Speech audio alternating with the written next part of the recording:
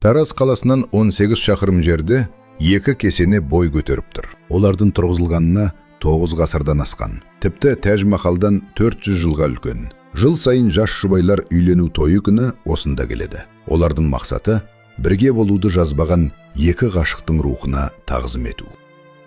Бұл Айша бибі мен Қара ханның хикаясы. 11 ғасыр. Қазақ даласы.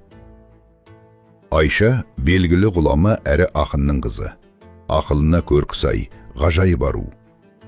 Қара хан Тараздың билеушісі, жас, қайратты, өр мінезді жауынгер. Олардың жолдары өнерде бір рет тоғысса да, бір көргеннен ақ, Қара хан өзінің маңдайына жазылған бағын тапқанын түсінді.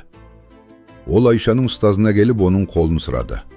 Алайда ұстазы Қара ханның бетін қайтарды. Ұстаз үшін жас билеушінің шыққан тегі аса мәртебелі емес еді.